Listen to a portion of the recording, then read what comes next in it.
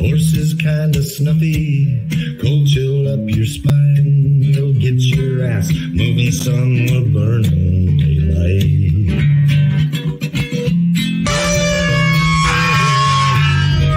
Howdy there, I'm Matt McKinley and we're burning daylight. In the saddle till the job's done right. Welcome to Burning Daylight, the only podcast for the working cowboy. Well, howdy there, daylight burners. Happy, what is it, Tuesday night? So be Wednesday for when most of you will be hearing this. Anyway, happy Wednesday. Been kind of a slow week on my end, podcast-wise. I've been kind of busy, having a little trouble getting everything lined up schedule-wise, and also my friends are gay. I don't know if I've mentioned that before, but Aaron, you know, he struggles with the gayness. Not that there's anything wrong with that. I know some people would disagree. I don't see that there's anything wrong with the gayness. I'm a little confused as to why he continues to struggle with it, being as gay for as long as he has been. I'm not sure what the issue is with it nowadays. Rob, you've only begun to witness his gayness. And I don't know if Rob struggles with it, honestly. We'll delve into that when we get him back on the show, hopefully next week. We'll see how that goes. And but anyway, rolling solo, and we got some guests lined up later this week. And yeah, working on getting some cool interviews lined up. But in the meantime, I'm going to set up a form on my website. I'll excuse me. I'll make sure and put it out on social media once I get it done, so that if you have an idea for a guest or for the bull session in particular, or if you think it'd be fun to join in on one of those, I'm gonna fill out a form so I can get your contact info, whatnot, and then I have some sort of a database, you know, like the government, and so I can if I forget to ask people, I can go through that list and see who's already contacted me. Anyway, so but also that'll work for guests you'd like to see on the show. But like I said, I'll put that out there when we get to it. But in the meantime, we got news going down, and shit just gets weirder, you know. I know I sound like an old man, like some sort of boomer, because I'm like, back in my day, this was huh.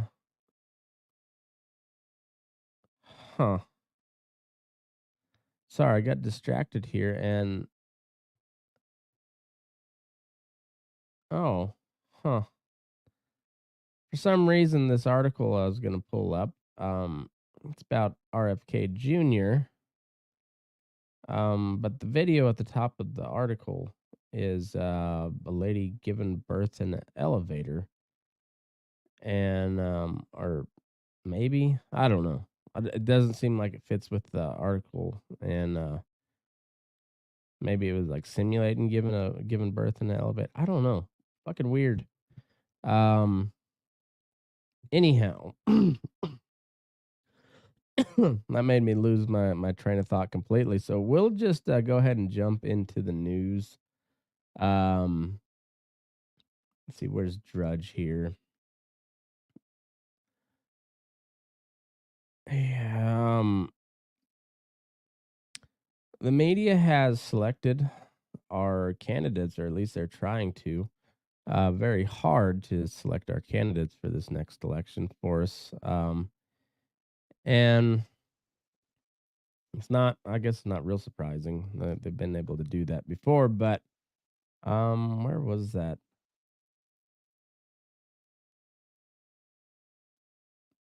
That's not it. God damn it. Okay, here we go. We'll come back to the other article, but Biden and Trump are front runners for 2024, and rich Democratic donors are thrilled. Um,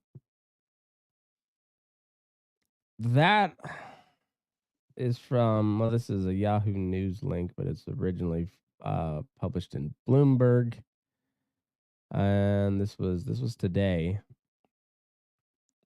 And it says major Democratic donors are thrilled that an elderly man who has been his party's standard bearer for years will likely reappear on the 2024 presidential ballot. And they're talking about Republican Donald Trump. Many of President Joe Biden's biggest contributors are heartened by Trump's emergence as the Republican frontrunner, and are hoping for a 2020 rematch. Pitting the current president against his predecessor would create a race that they say advantages Biden politically, policy wise, and from a fundraising perspective. Having Trump on the ticket will motivate the networks of wealthy contributors who can write big checks, according to several Biden donors who spoke on the condition of anonymity. Trump, as the GOP nominee, would also allow Biden to tap some financial support from conservatives who would otherwise be open to giving to a business friendly Republican, one donor said. So, um, yeah, Joe Biden's running again.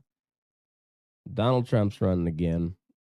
And the big donors on the left wing side and some of the traditional Republican donors are excited about that because they want that they want the matchup that the vast majority of America doesn't want. I don't have the numbers in front of me, but last I heard, something around 45% of the Republican base, and I don't know what the metrics of this poll were. Um, so I don't trust polling much at all, but it's kind of what you have. I mean, what else do you go off of? And one of the things I learned about the 2020 election when I predicted a landslide, um, one of the things I got wrong was I live kind of in a little bubble, much like like the media types and your establishment ruling elite also live in a bubble, and they don't know what people out here in my part of the country, your part of the country, what we want. And we also are kind of insulated knowing that we don't like what they want, but we're talking about like people on TV and not like the regular people that live in those urban centers. And also there was a whole I guess I wasn't clued into exactly the extent of the behind the scenes deal to shift people's votes and squash certain voices and general good old fashioned overall. And I guess it was very much new fashioned. Uh, the idea is nothing new, but the methods were brand new of just good old election meddling, propaganda, censorship, and putting your thumb on the scale. So while what the way I see it is after the dust has kind of started to settle some on the 2020 election, I still say that the Republicans got outplayed by the according to the new rules of the game, regardless of how those rules came about. They generally seem to be accepted by the courts and the law and whatnot. And turns out ballot harvesting is something that the Republicans are really going to have to um, really have to pay attention to. And in the meantime, a whole bunch of people that worked for Donald Trump worked in conglomeration with these big tech companies to suppress people that would have helped him get reelected. And yeah, so the Republicans really got outplayed, and the government, like deep state, as you will, um, swung the election legally or illegally. It should have been how they did it should have been illegal. Whether it was or not, that I guess that's to be determined. But under the um, there's a lot of loophole type shit going on, and anyway, big government loves big business, and big business loves big government, and they are going to work to protect those interests, kind of at all cost. And they've got a lot of tools at their disposal, and they pulled out. I don't know if they pulled out all of them. Surely they didn't pull out all of them because who knows what they've built since then. But they pulled out a whole bunch of them for Donald Trump, and they pulled out a lot of big ones. And then you go back to the where we're at now. So I still I still think the Republicans really kind of out got outplayed Donald Trump by his own administration, um, and also by not trying to fight these election laws beforehand. I'm just kind of going off on a tangent. Anyways, we're back to 2020, except now there is no more pandemic yet. Yet, who knows? If you paid attention a little bit to these current situations going on around the world, Ukraine. Remember when it was a conspiracy theory to say that there was a bunch of biolabs in Ukraine, and you were crazy conspiracy theorist and probably racist, and possibly anti-Semitic if you suggested that maybe the reason we were back in Ukraine so hard is there was a whole bunch of bioweapons in Ukraine that we funded, and then well, yeah, it turns out that was true, and it wasn't just like a couple of them; it was something like 28. Now, allegedly, I don't know, I don't have the numbers in front of me. Um, but now you may have heard a little bit about Sudan here in the last week or two. And it turns out there's some shit going down there, kind of another civil war type that I'll have to pull up the meme.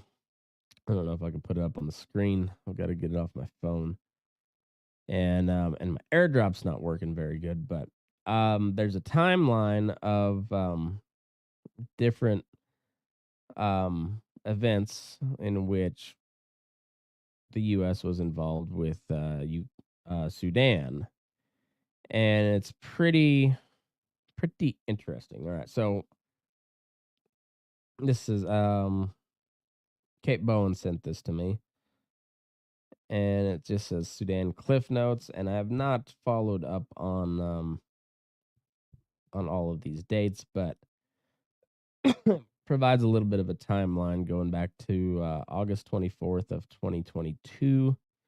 So not quite a year ago.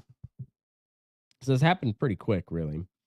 U.S. ambassador is appointed to Sudan following a 25-year lapse. So 2022, that means we haven't had an ambassador over there because we apparently didn't have diplomatic relations with the Sudan since 19 was that 97?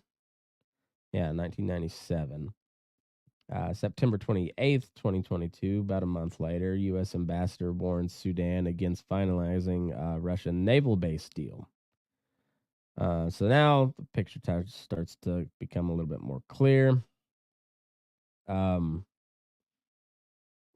Russia's kind of boxed in by NATO.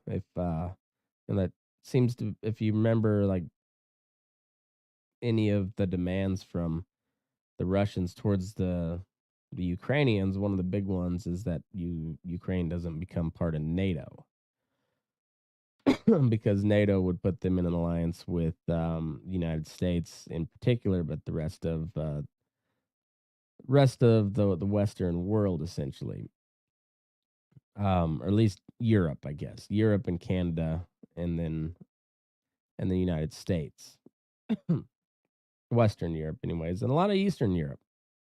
Um, because after the fall of the Soviet Union, all these Soviet satellites became independent, and one by one, the U.S. and NATO have went ahead and gobbled them up and put them into to made them members of NATO, who we are sworn to protect and defend if they are attacked militarily, not just sending weapons this time, but actually sending troops. So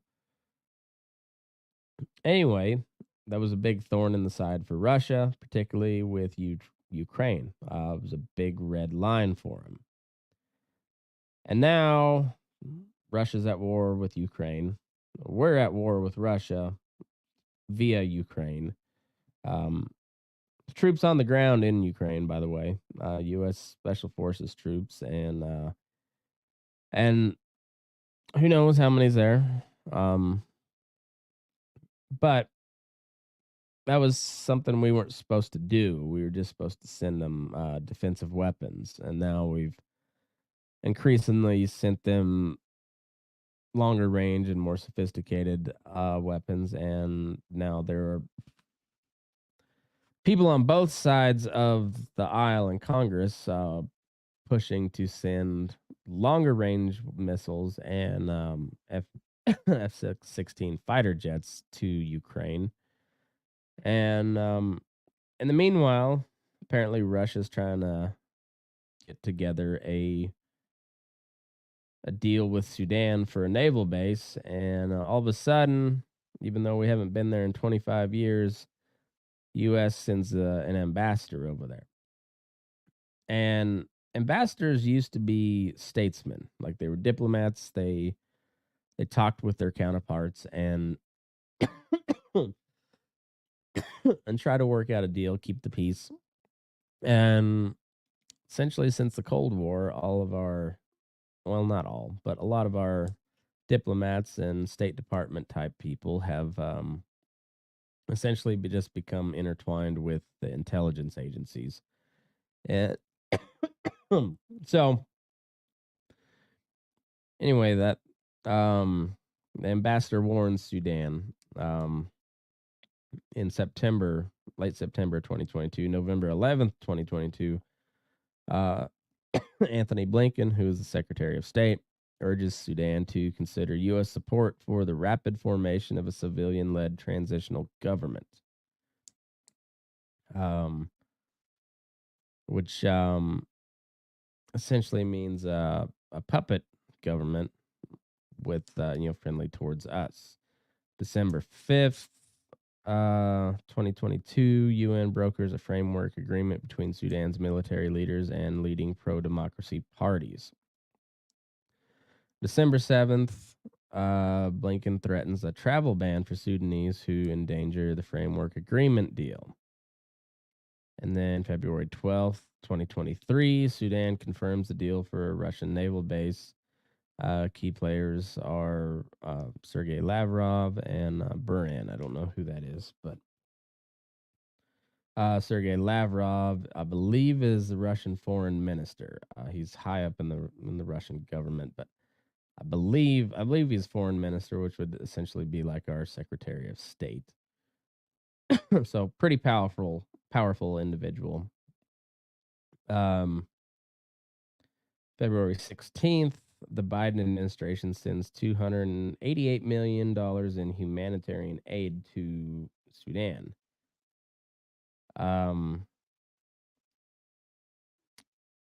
I don't know what the humanitarian aid was for. I'm assuming that Sudan has been a pretty war torn country. I'm not sure of their recent past, outside of this shit popping off here just a couple weeks ago. Um, but anyway, we sent 288 million in humanitarian aid. What that actually means, whether that was weapons or not, I don't know. Um, March 9th, Victoria Newland, who's also balls deep in this Ukraine Russia stuff, visits Sudan to, quote, discuss democracy. April 8th, the conflict escalates between Sudanese armed forces under General Burhan. Okay, so Sudanese armed forces, General Burhan, he is the guy who made the deal with the Russians and Sergei Lavrov. And the paramilitary group RSF is under somebody named Dagalo. And then on April 22nd, we evacuated the embassy in Ukraine or in Sudan. Khartoum is the capital there. And there's several thousand U.S. citizens still left there. And the fighting over there is not really slowed down. There's supposed to be a ceasefire going on. But they're not really, neither side's really abiding by it. And yeah, so there's a bunch of fighting over in Sudan, which is neat. And it seems to me anyways that like maybe we had a little bit of a hand in making that happen, which is not great. Definitely not great considering we're um pushing towards war with Russia. We're pushing towards war with China. I'm pretty sure we could fuck some shit up in Sudan as long as we didn't try to stay there and export democracy. But if like we want to take a bad guy out, like we're pretty good at doing that. Um, we're not so good at the after part here. The last 80 years or so. Um, but when you're facing up against Russia and China, like, Dad, do you really want to fuck around with Sudan? Like, and apparently we said nope, nope, it's not. We're getting out there. But in the meanwhile, we've got a lot of people still there. Sudan's in North Africa, very close to the I get on the map wise, looks pretty close to the Middle East. I don't know exact distances.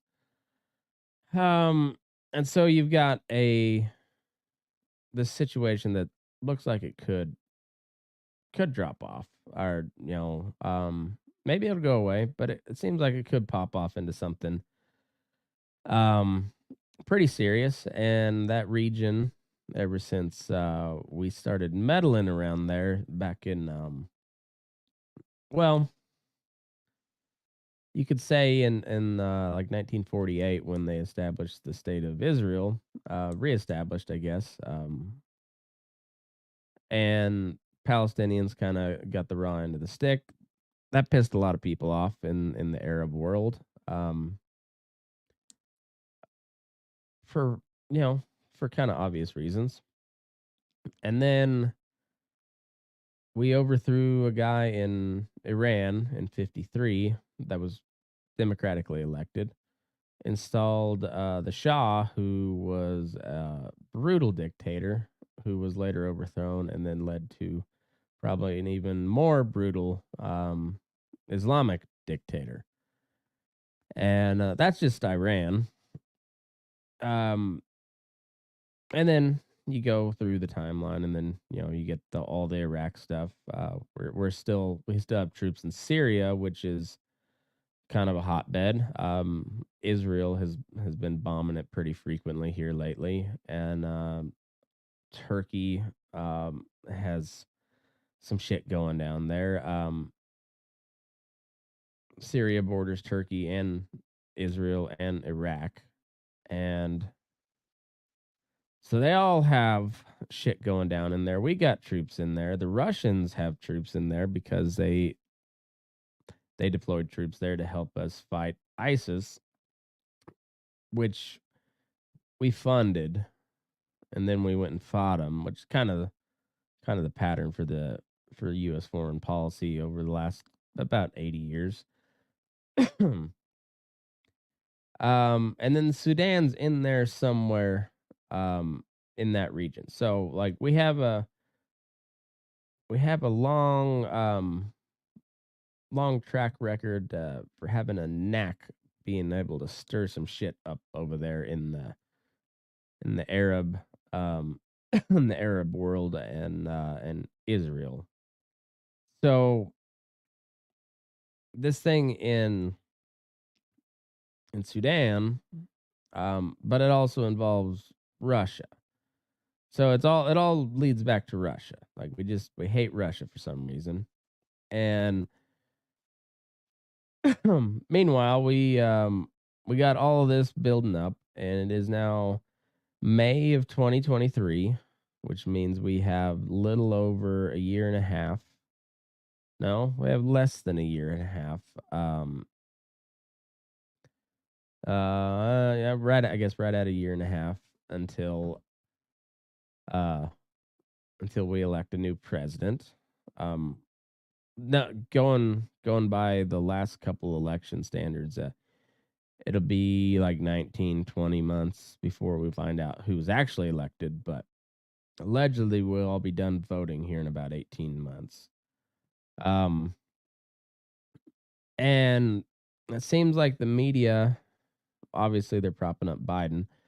For some reason, they're still this guy's still the guy.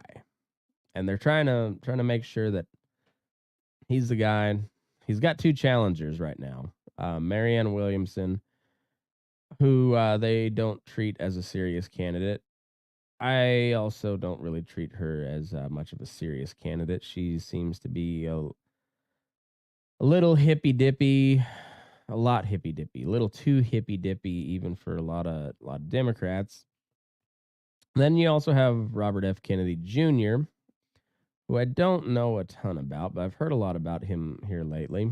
Um, did a little bit of cursory background work on him. He's lately been known for writing his book, the Real Anthony Fauci, which he really goes hard against Anthony Fauci, which I like. That guy's a piece of shit. One of the biggest reasons I don't think I'll ever vote for Trump again. And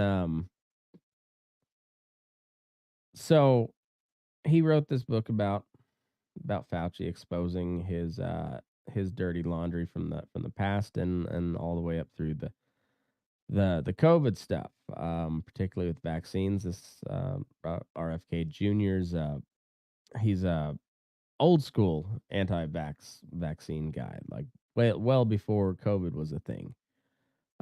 He's also kind of a radical environmentalist, which I don't like.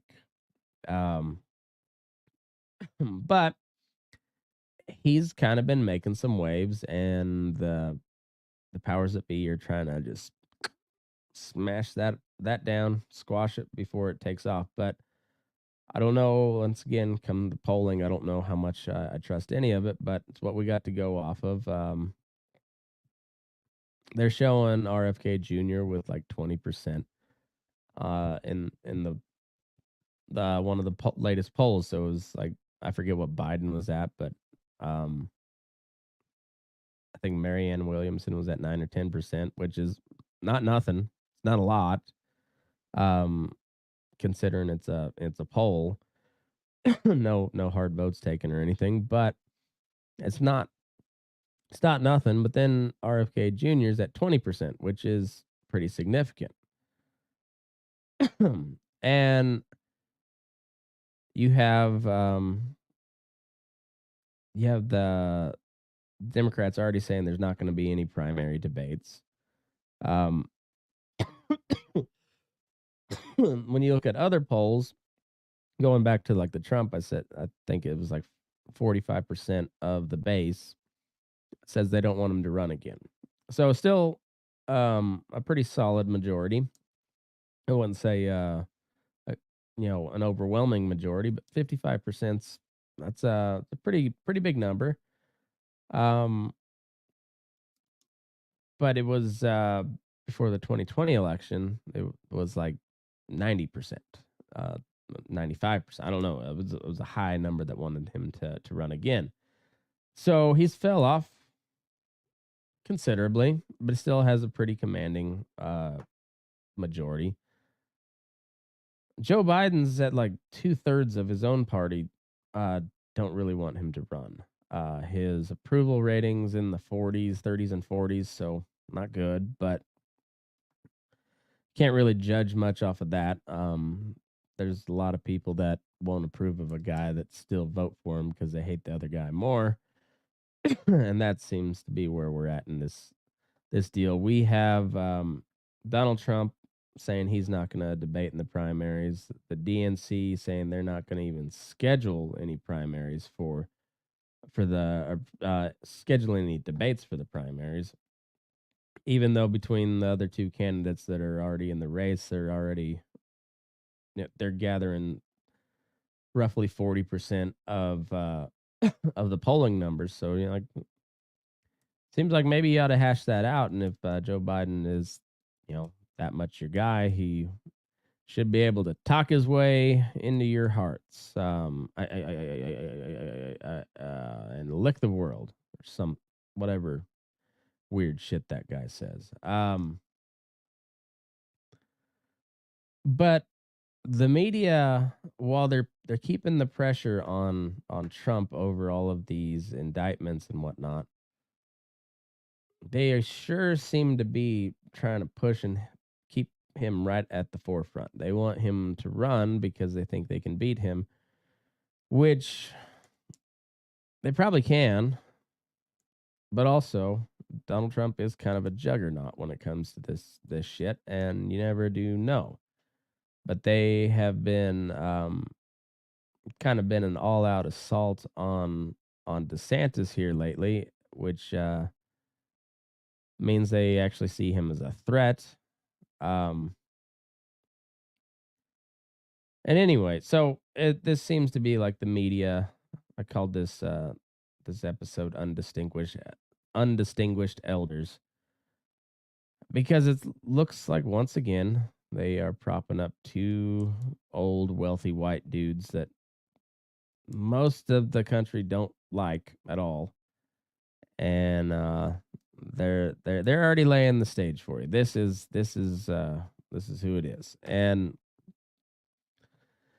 part of me just wants to say fuck it. All right, well, let Trump go out there and do his thing again, and maybe the Republicans will get smart for once and play like sound strategy in their campaign, and they learned their lesson from 2020, and they're going after they're going out there and getting ballots harvested and whatnot, and they got more of a ground game and whatever. And well, let's say Donald Trump wins again. Well, then the media will have not learned their lesson once again, and also, I mean, I think uh, that's a pretty good chance that could happen. Should the race come down to Trump Biden, I think that's a good possibility that it happens.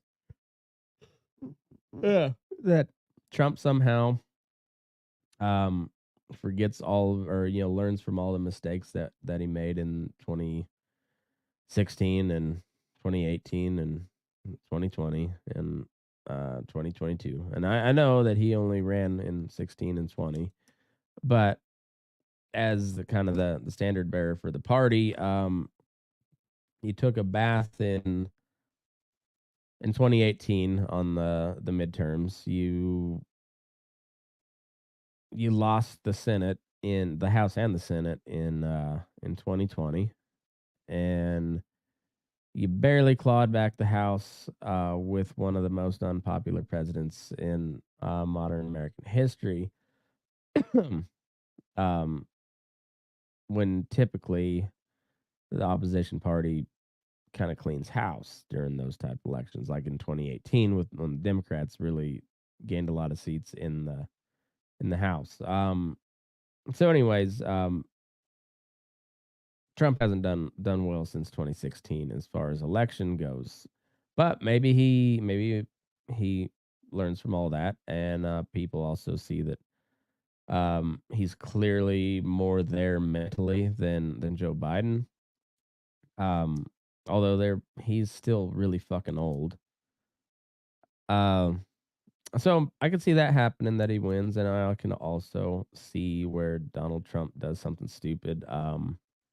Maybe calls a rally, a giant rally, and says it's going to be wild and shit, and then talks about how they stole a bunch of votes from him and whatnot, and then tells him to go march somewhere peacefully, and shit gets out of hand again. I could see that happen. I could any number of things Donald Trump could do to shoot himself in the foot. He's done it plenty.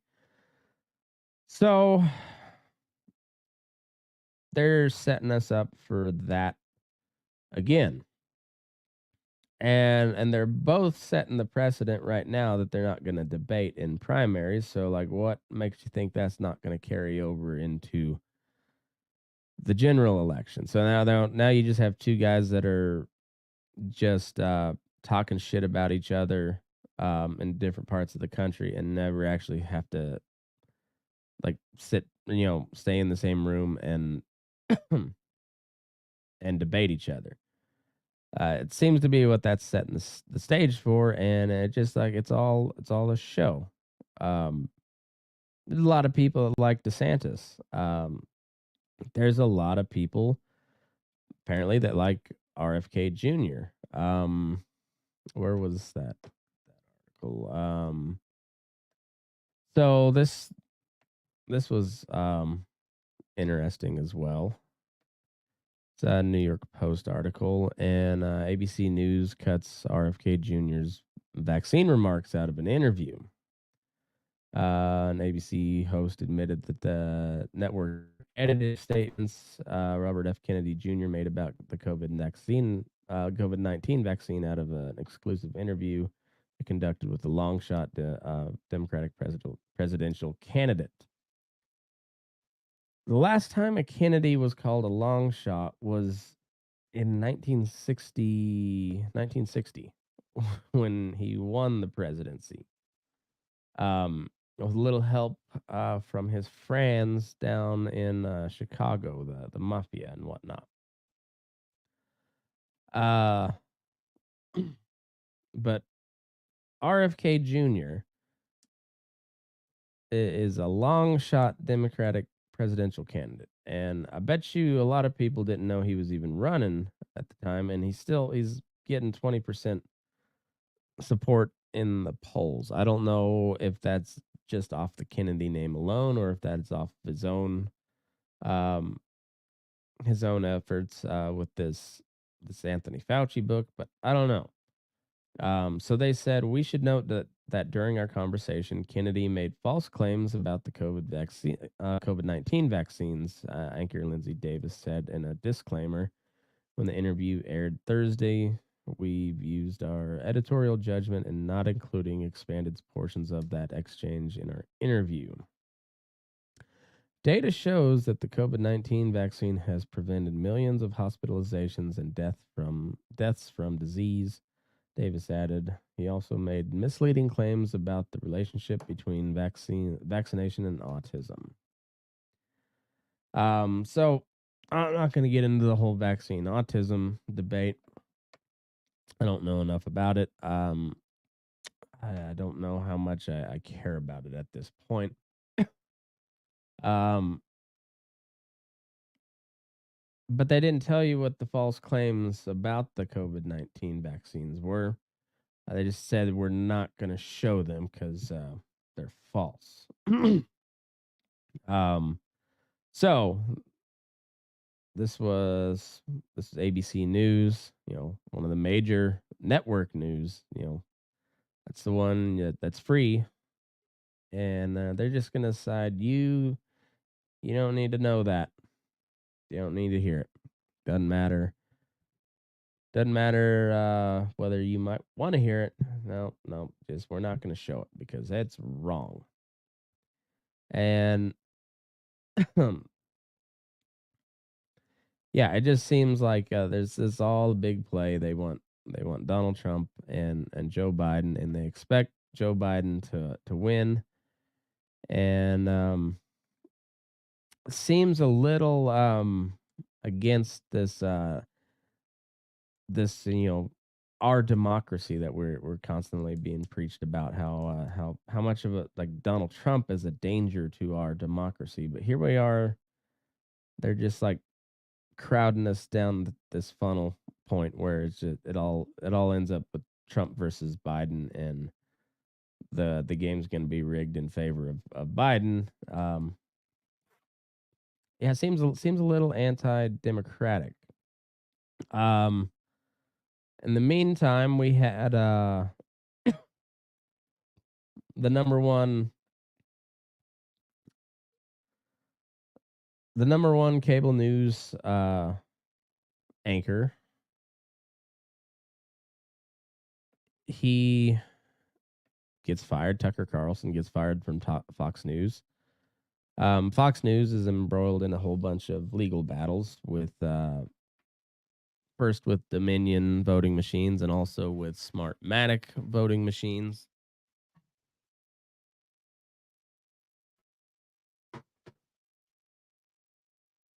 Um, both of which, the Dominion one was settled before it went to trial, but not before a bunch of nasty stuff came out that Fox didn't want the general public to see.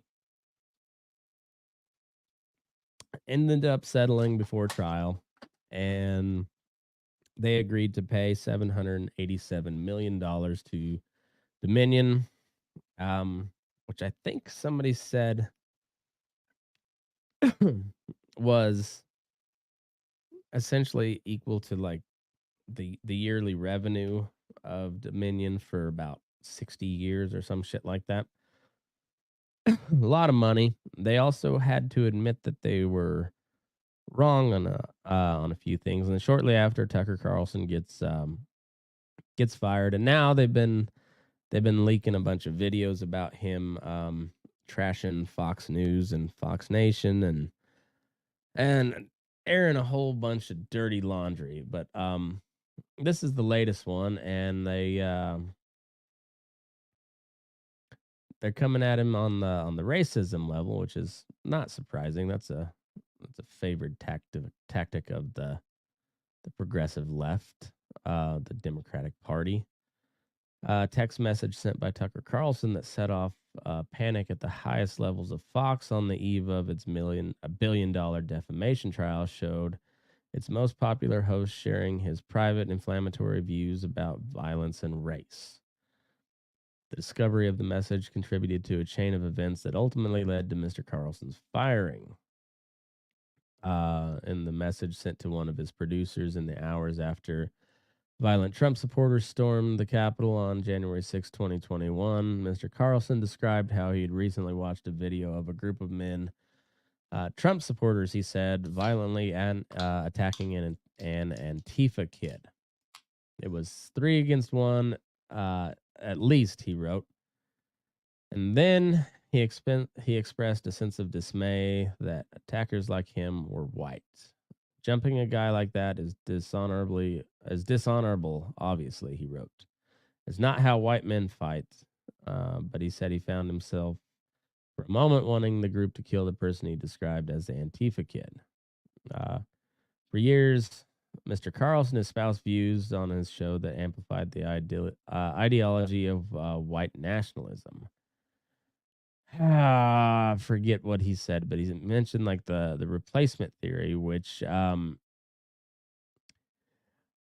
sure a bunch of white nationalists agree with it, but that doesn't mean that it's necessarily a white nationalist ideology. What the replacement theory is, and I don't think it's too much of a theory at this point, that open borders will lead to the browning of America, which is something that Democrats have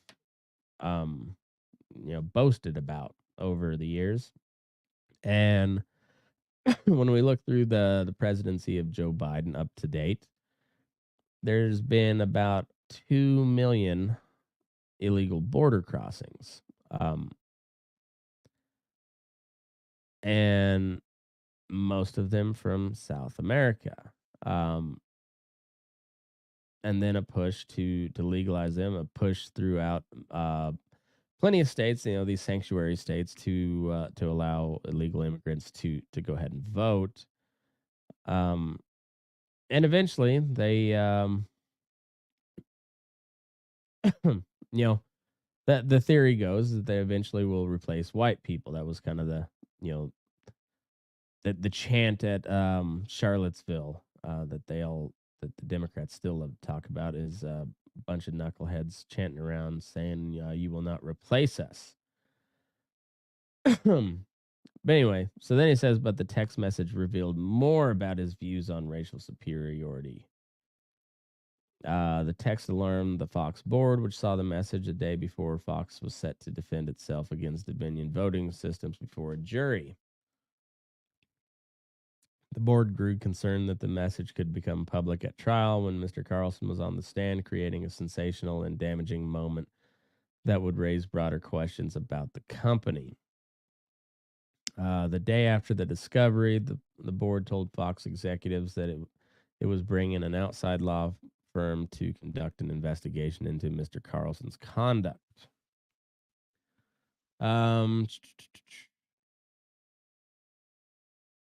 Okay, that there was another article that I think it was Mediaite, maybe. Um, but they had the full text, and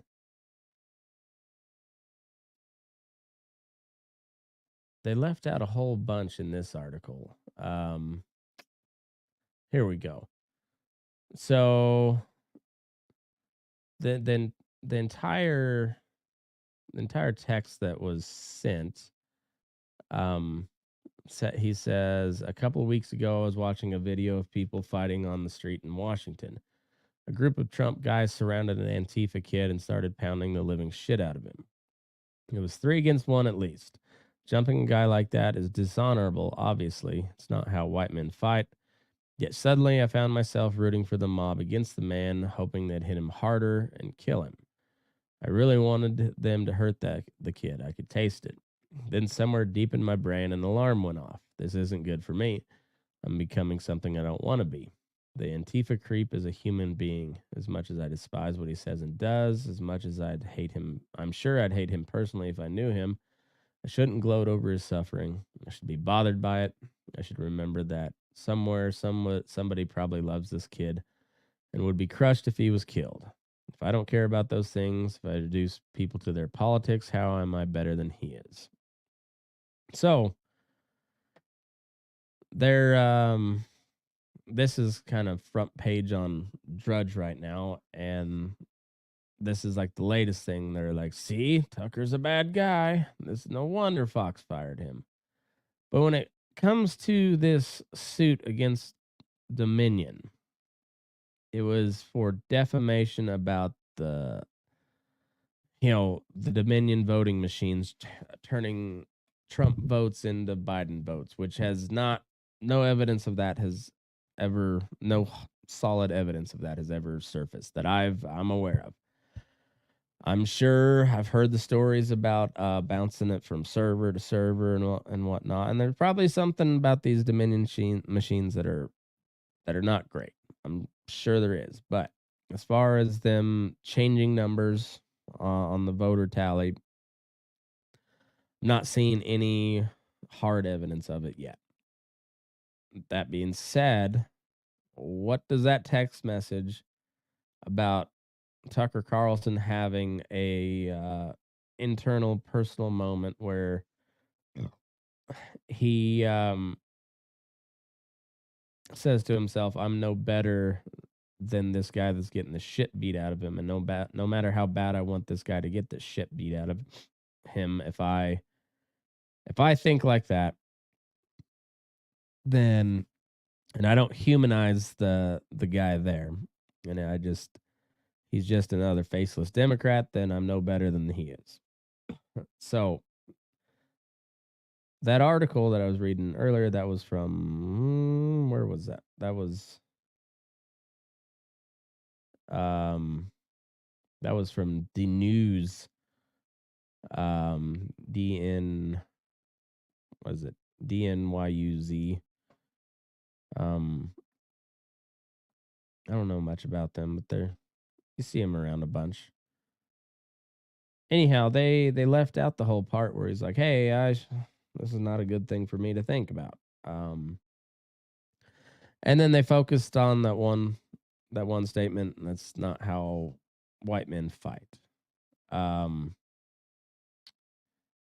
I mean, it's not a great look, I guess. It does come off as kind of racist. Um, at least prejudiced. Sure. But he didn't single out anybody except white men. That's not how white men fight. Was he referring to black men? Was he referring to Hispanic, Latino, Asian, Russian? I don't know. You can make your own, jump to your own conclusions on that. But the only group of people he singled out was white men, and it was nothing about voting machines. So, unless they bring this up as to like call into question his character, which I'm sure was part of it, um, Tucker Carlson's not really the one that they were after in this lawsuit. It was more just Fox in general. Um, more higher up the food chain, like Rupert Murdoch. And Tucker Carlson, and I like some of the stuff he does. His laugh gets me. It's unsettling. His like giggle. Um, but that's other than that, like I think he does pretty good work. And he went hard against Sidney Powell and Rudy Giuliani, who were some of the crazier people out there. I don't know about Mike Lindell. I don't know what his thoughts on Mike Lindell were, but he went hard against some of these big time stop the steal people, the crazies. And they keep they keep leaking this stuff about like what Tucker actually thought about Fox News, and then this one where he says, white men don't fight like that. Um I would assume he was probably talking referring to black dudes stomping somebody into the ground. You see a lot of videos of that. But you see that with white folks too, but not as much, I don't think. I don't have the numbers around me, but I think it's I don't want to speculate too much, but I mean, I could see why you could see he might be talking about black dudes. And um is he prejudiced against them? Probably. We all are at some point or another. Like we're all pretty prejudiced against each other, but this has nothing to do with the Dominion case. Talking shit about Fox News and how they run stuff and how their Fox Nation site sucks has nothing to do with Dominion. Um, One thing's for sure though, if you look back, you know, go back about 20 years ago on Fox News, they were beating the war drum to go to war in Iraq, led by a Republican president.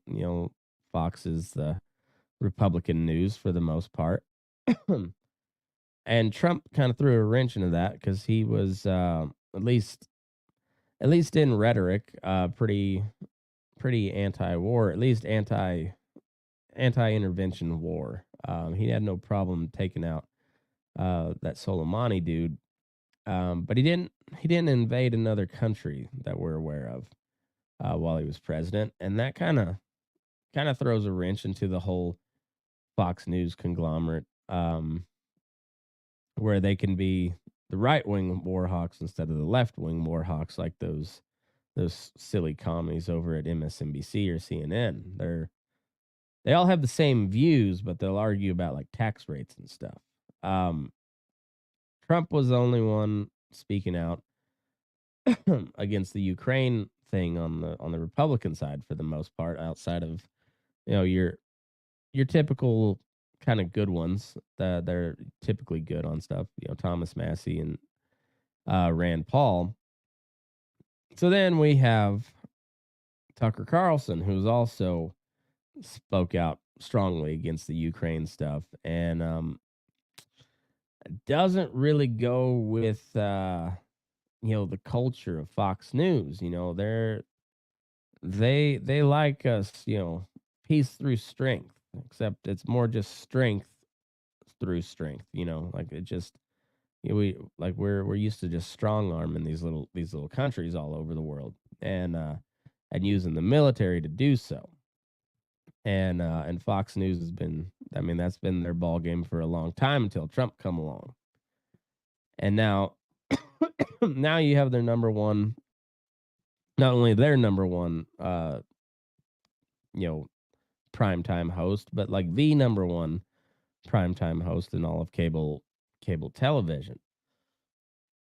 And he's talking about how bad this Ukraine war is. And then all of a sudden, as we're getting ready to really gear up for this 2024 election, the number one cable TV host who was speaking out against Ukraine is now no longer on the number. Well, I just saw a deal that MSNBC is now the number one cable news network, after Fox dominating it for fucking ever.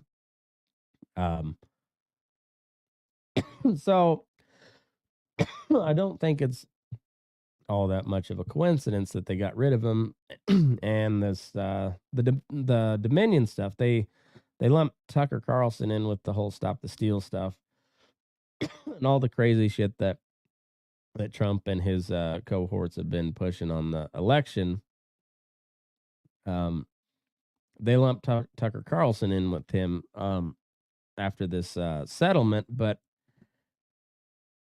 I don't think Tucker Carlson's firing had anything to do with Dominion voting machines, Smartmatic voting machines, or really anything 2020 election related. I think it has a lot more to do with his stance on the Ukraine situation, and trying to influence people that we don't need to be involved. So um, that's my take on the Tucker Carlson thing, and it's quite quite interesting, the response from not only the other media figureheads and outlets, but also members of Congress who they got it. They're cheering him on, and they're saying like, "Go even further now. Go do this guy." And it's kind of spooky. They AOC said deplatforming works, and somebody else said like, now take out the rest of the trash, which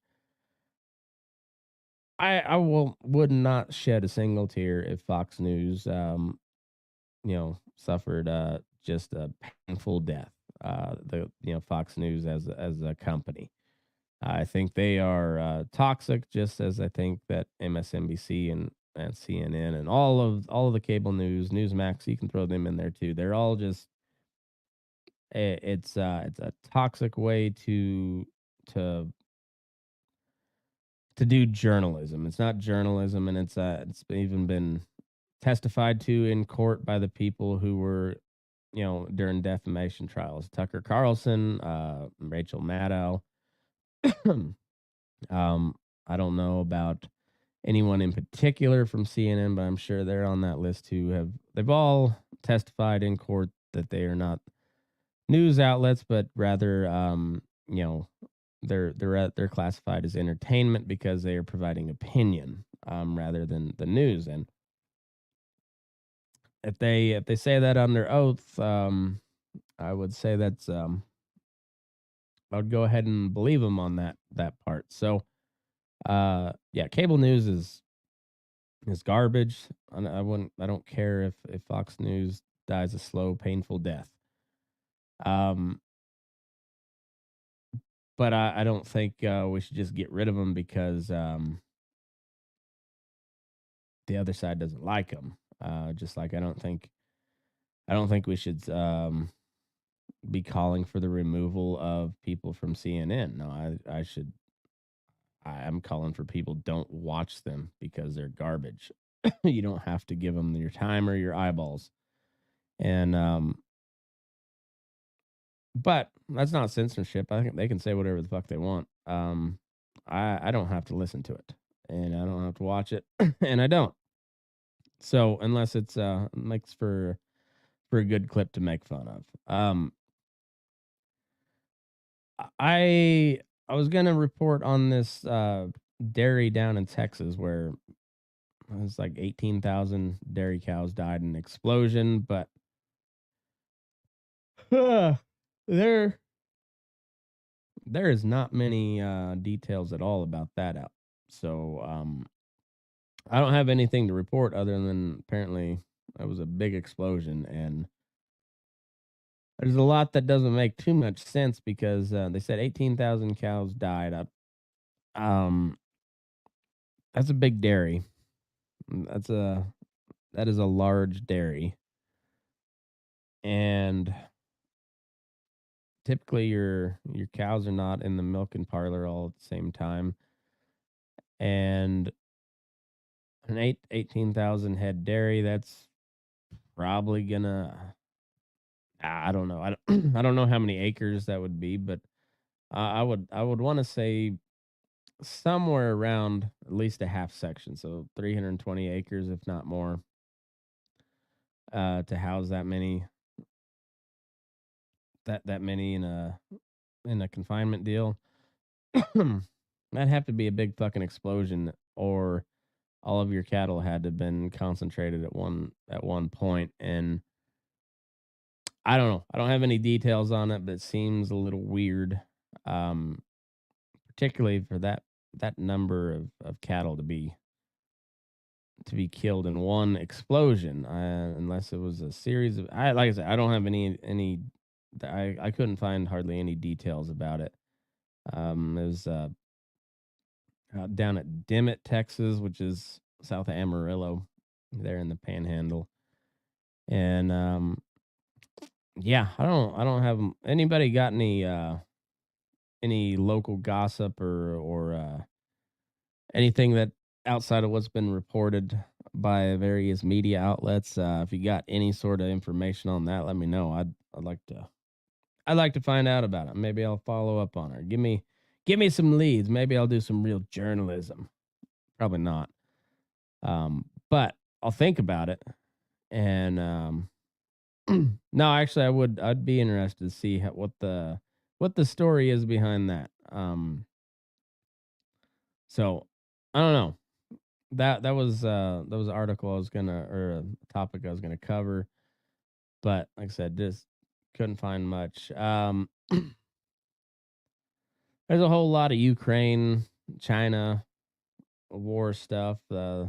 Armies having a hard time recruiting again, and yeah, we better hope we're not actually sending troops. So like lots of troops, going to full blown war with Russia or China because yeah, the way the military is staffed now and the amount of recruits they're getting, there ain't no way we're going to go fight a war over in Europe or Asia without bringing back a draft. I don't see it happening. So, if you don't want that to happen, you better start, you know, talking to your elected officials and telling them hey, what the fuck, back off. This is dumb. But I don't see that happening. After for all the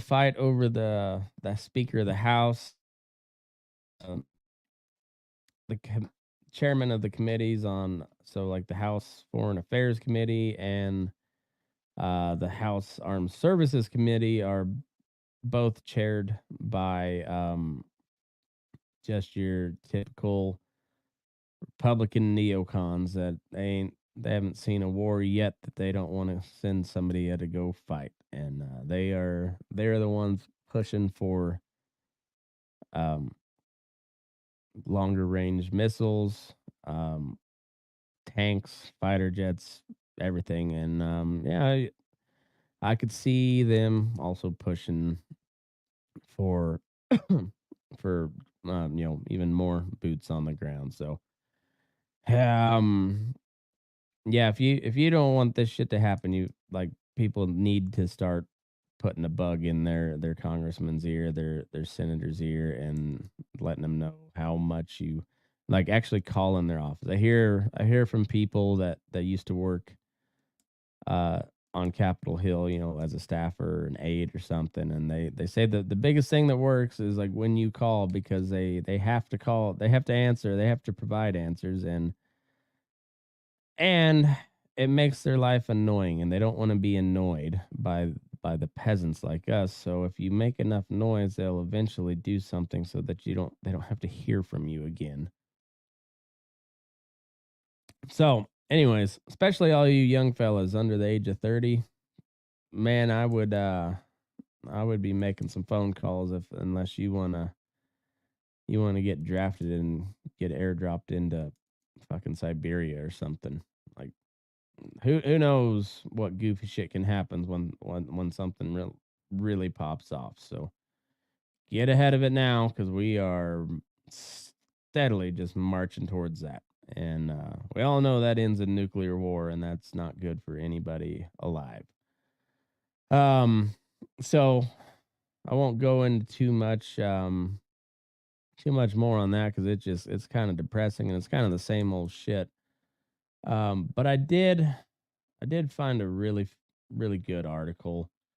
Um, here we go. This is a fun one. We'll end on that. We're a little over an hour in, so it's a good one to end on. And I'm sorry that Rob and Aaron were too gay to be here to enjoy this article. But I didn't think it could wait. Um, from New York Post. I'm gonna put it full screen here for you guys, so you can really bask in it. Headline from it's in Men's Health. The headline is I funny. They call it Men's Health and not penis having person's health. Um, anyway, it says I have a micro penis. This is how I break the news to sexual partners by Ben Cost. Let's see what Ben Cost's deal is. Oh, he's got social links. Uh, he's a features reporter covering everything from Sharks Attack to TikTokers with Michael Jackson phobias, and a man who sued Apple for $1 billion over an iPhone malfunction. I'm guessing he didn't win that because he's still writing for the New York Post. Huh. Anyways, he has mastered the art of small talk. A man with a self proclaimed micropenis is going viral after revealing how he breaks the news about his minuscule manhood to potential sex partners. The anonymous anatomy teacher divulged his techniques. They put teacher in quotes for broaching the uncomfortable subject in I hate I hate that I was born with a micropenis. A viral thread and Ask Me Anything forum currently blowing up on Reddit. I've experienced many awkward, embarrassing moments. User LS Zen7 confessed while describing his purported adult micropenis, defined by the Cleveland Clinic as a member that measures 30.67 inches or less when stretched.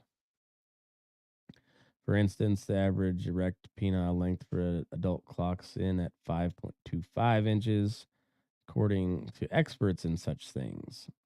The user claimed that his wee willy is only a quarter of an inch while flaccid. Holy shit. That's unfortunate. That's over 6 times smaller than the threshold for a micropenis. Having a micropenis is so rare that it only affects around 0.6% of the world's male population.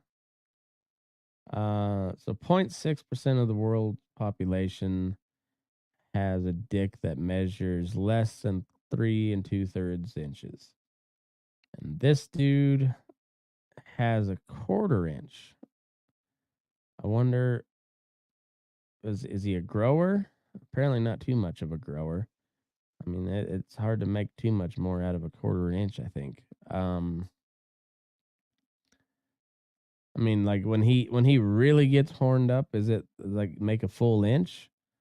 I mean that's growing, you know, 4 times. So man. Meanwhile, the Reddit masses had questions about how he handles life with a little penis, especially when it comes to the boudoir. How do you approach sexual relationships when you meet a girl? Like, do you inform her first or you just go for it and pray for the best? Inquired one inquisitive poster. Fortunately, he was able to give them the long and short of breaking the ice. Let me get my newscaster voice on. Fortunately, he was able to give them the long and short of breaking the ice. I don't bother lying. That's when I need my sign off. I'll come back to that. Um, I don't bother lying to women about my size, to be honest. But like in the beginning stages, like those talk uh, to get to know you stages, and if it's brought up during one of those sexy time talks, I'll be honest and say my size. He admitted. Other times, like heat of the moment, just hooked up with a woman. When it happens, I'll take mine out and just hope for the best. Unfortunately, ripping off this proverbial band aid generally leads to humiliating situations, he admitted. I mean, most every partner I've been with were kind of disappointed. I mean, I've sort of felt it, and normally it's an awkward, embarrassing experience from there. He lamented while answering viewer queries on how women respond to learning about the elephant in the room. The Redditor said he first found out he had a micropenis while visiting the doctor with his parents as a kid. I sort of vaguely remember at maybe 6 years, like a last memory of my parents talking on it with a doctor. He described, as I grew up, I didn't really bring it up at all. Bring it up, really not at all, just sort of dealt with it alone. However, the poor fellow realized something was definitely awry when he reached high school and realized that his member had not grown since he was younger. This guy who wrote it is hilarious. To make a schlong story short, having a micro penis made his love life a living hell. Dating and sex. Make a schlong story short. I love a good dick joke. I love a good dick pun. And that'll be the dick joke of the week for so Dan Gibbon and Pavo. There you go. I haven't done the dick joke of the week in a while. And I apologize. You guys have to keep me accountable on that one. Uh, Dating and sex became a struggle most of the time. It's awkward. When he tries to pleasure partners in other ways that don't involve a penis, he replied that it's not as easy for me as the mood is generally killed after they witness his teeny weeny. As a result of his condition, the poor fellow says he has yet to make it past second base. Nobody's flicked his bean. Oh man, he should go after a lesbian. It'd be. I mean, if it's only a 1/4 inch, that's that's essentially like licking a clit. For all you young fellas out, the clit is it is real, exists, and the ladies like it when you pay attention to it. Um, he should go after a lesbian. Like, what do they have to lose? I mean, I wonder if this dude has. Surely he's yanked it. I mean, You can't yank it too hard though. I mean, does it rip off? I mean, is it kind of like a skin tag? Quarter inch. All right, so hold on. Now, here, next sentence here. Interestingly, his 1 inch blunder. They said before it was a quarter inch. Um, oh, this is funny. Interestingly, his 1 inch blunder runs counter to one San Francisco sexpert who claims that micro penises can paradoxically enhance the sex experience as it forces people to think outside the box. Um, that's a dude with a small dick that had a lot of women lie to him. That's who that is. Unfortunately, the Redditor says that his small penis problems extend beyond the bedroom, claiming that he's been made fun of throughout the years because of it. I mean, you get it, dude. You get it. I mean, how do you expect a guy with a little dick, say a solid 4 inches, just above that micro penis threshold, and you're packing as well, depending on the case here, that they've said a quarter inch and they've said a 1 inch. Either way, at the minimum, you're looking at the small dick dude with four times the dick you got. Um, you're a dude, you get it. Is it right? Probably not.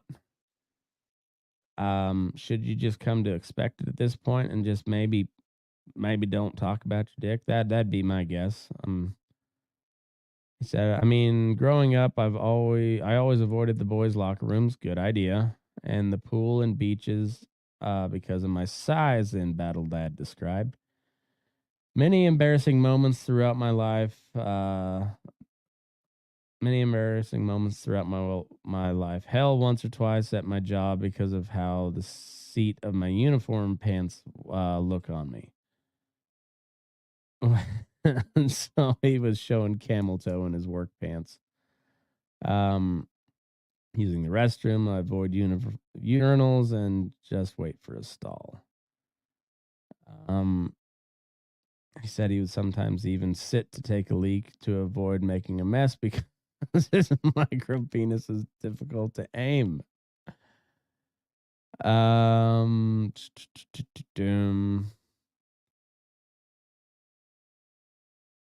So the Redditors were quick to commend the poster on being so candid about such an embarrassing and debilitating condition. He seemed quite at ease with it and accepting of it, praised one commenter. It's obviously a massive stigma around it for men, and even as a slightly above average, but nothing to write a home about, man. I get nervous to whip it out the first time. I really feel for you, bro. Um, Says, I mean, the insecurity gets better, the better of me some days for sure, but it's the hand I'm dealt. All I can do is accept myself. He said he didn't foresee him undergoing penis enhancement procedures, a common question on the thread. Supposedly, penile enlargement surgery is a thing, but from what I've read, it's normally practiced illegally, and it's expensive and high risk. And it's high risk. I mean, as much of a risk as other surgeries. But it's very damaging to the part. Luckily, the Redditor is not alone in his struggle, with many members of the micro penis community fighting back against the stigma of being less than well endowed.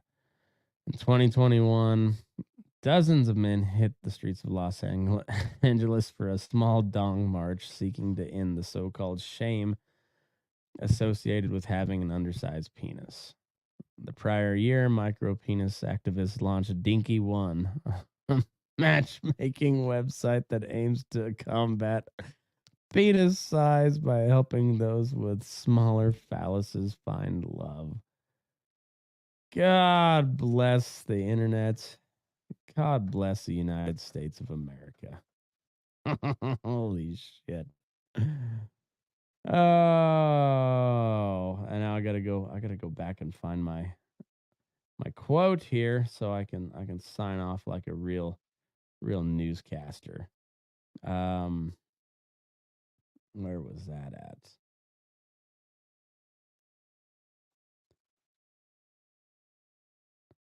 Fortunately, he was get the pipes lubed up because well, we're talking about dicks here. So fortunately, he was able to give them the long and the short of breaking the ice. And on that note, you guys have a good Thursday or Wednesday. We'll be back Thursday. Caleb Hawley, I believe, will be on the show doing a little bull session. And yeah, make sure if you'd like to catch the bonus segments, ad-free stuff, all that good stuff, head over to patreon.com/burning daylight. Sign up there. That's the easiest way, best way to support the show. Share it around, click subscribe on YouTube, Rumble, all the stuff. Share my stuff, get it out there if you like it. It helps me spread the audience, helps me do more cool shit. So for me and my gay friends, Aaron and Rob, move your ass. We're burning daylight.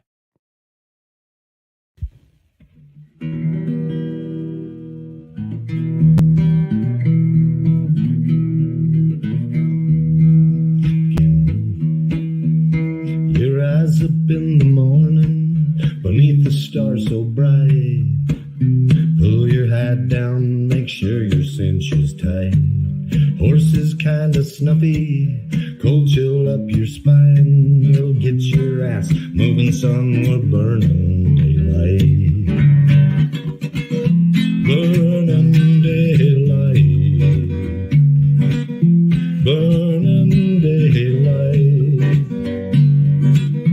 In the saddle till the job's done right.